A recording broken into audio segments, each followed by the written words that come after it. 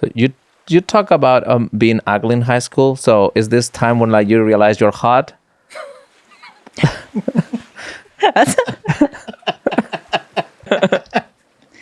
When does someone realize they're hot? Yeah. I want to answer this as honestly as possible. Yes. So when I came to America, Yeah. like I was hot in the Philippines. Even though like I had braces, I had a bushy eyebrows, like because I was what they call mestiza, which is like mixed kid, they always look at you as better than the rest, which is so fucked up. Right. So I came into America full guns a-blazing, being like, Devon Sawa, this is it. I'm going to nail, you know what I mean? Like I just had this like false sense of confidence because I was a swimmer back home. I was just like this, pretty athlete. Boy, did that. It was a reality check for me. Like as soon as I sat down in my first class, a boy looked over at me and was like, ugh, you don't shave your legs?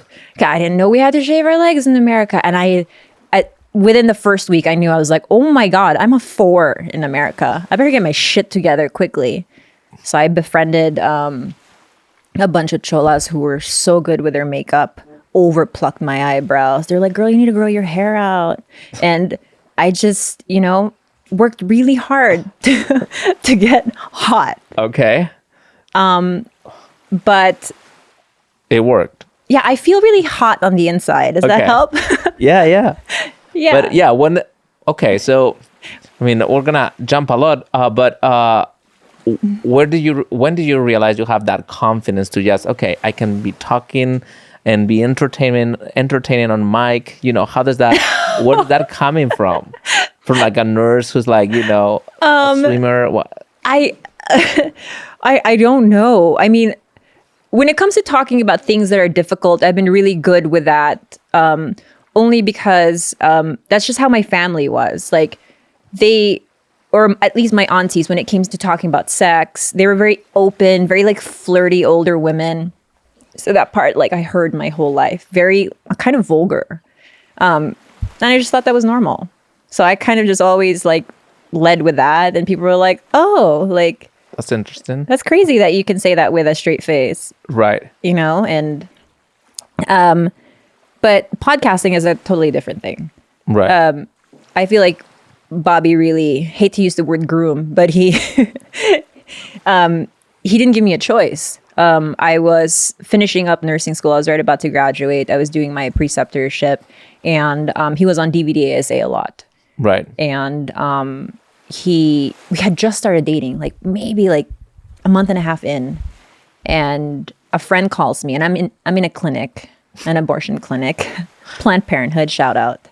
Where's my camera? That shout out. And I was getting an abortion.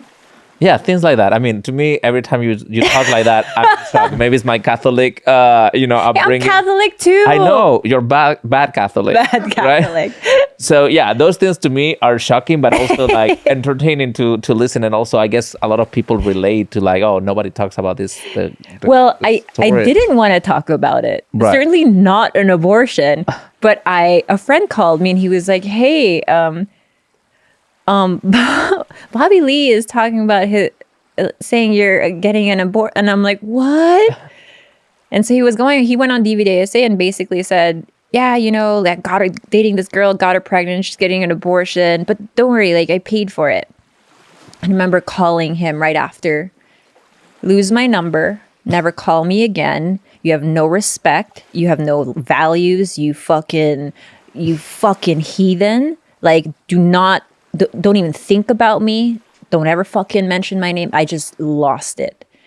And I never wanted to see him again. I was like, how fucking dare you talk about something? So I was like, I'm still in nursing school. Like, what if my preceptor is just like, oh, hey, heard you a baby. You know what I mean? Like, and he groveled. He did some emotional blackmail. He was like, I'm going to relapse if you don't come back to me. He was very dramatic. I was very impressionable at this time. So I said, okay, yeah. A week later, I was like, okay, like, I accept your apology, but don't do that again. But then he said, Khalyla, he's like, if you don't own that part about you, it's going to be held over you. So it's like you either hold it over yourself or other people will hold it over you. And that was a really good lesson I learned from him. It's like there are certain things that you just kind of have to come forward with so you become less afraid of it. And that was how he groomed me basically into being a fucking potty mouth podcaster. But I mean, that lesson, you didn't have to learn it. It didn't take long for you to learn it because I saw your debut at DVD ASA, right? Like a few weeks after that, I guess, and you were there full blast, like introducing yourself to the world, like and talking like that already. He scared me. Okay. He's like, the one thing you never want to be is boring. Right. He's like, throw it out there. And I'm like, what do I have to throw out there? And I was like, yeah, I was with 2 guys, relationship with 2 men. You know, and I remember walking out there with a tail tucked between my legs and being like, oh my God, what have I done? What have I done? He was like, don't worry about it. Don't worry about it. It's all good. These things are good. Part of the grooming. Right. And then I was like, are you sure? He was like, you weren't boring. You know, they'll hate you, they'll love you, but you just weren't boring. So I don't know if that was a good thing, Fancy, but that is basically what set me off into this path of. Right. And I was rewatching some of those DVD ASA and I forgot how similar that said look to the original Tiger Belly. You know, I imagine like that's what you got the inspiration to, oh, I can do this. Yeah. Tell me about that moment where you decide, okay, I can do my own version of this by myself.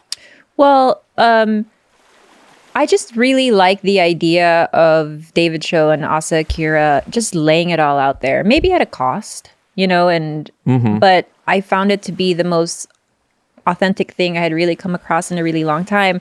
Here were 2 Asians being disastrous, which is the kind of ilk that I feel like I came from. I'm like, this is so relatable to me. Like, I feel just as disastrous as them.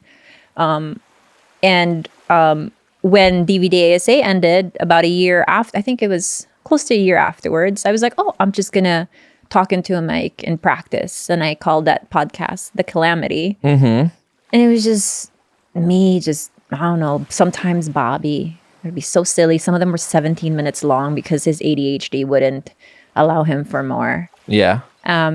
But we always we were just like, this is so fun. I remember having no furniture. It was a 2nd bedroom and we were holding like the mics like this. We had 1 mic, so we had to kind of smash our heads together. Right. And he was like, oh, this is fun. And we did 10 episodes of that. And I told him, I was like, hey, I think I'm going to try and do this for real. And first he didn't say he wanted to join. I was like, I'm just going to do it. So I went to Sam Ash. Yeah. Bought the mics. Yeah. He saw me on the floor really doing it. He was like, oh, you're really doing it. He's like, fuck it. Let me get in there. So I already had a 2nd mic knowing that he was going to get in there.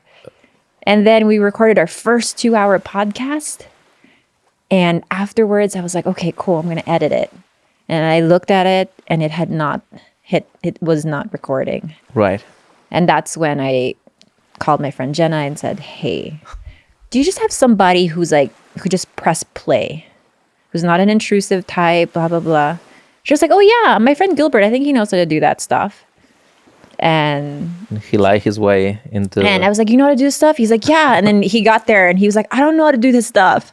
I was like, fuck, who cares? I like you. Let's just learn. So we spent 2 weeks and weeks looking at how on YouTube, how to start a podcast, how to upload it. Because it was just on Libsyn at that time. Right. We didn't know how to export it to iTunes, nothing.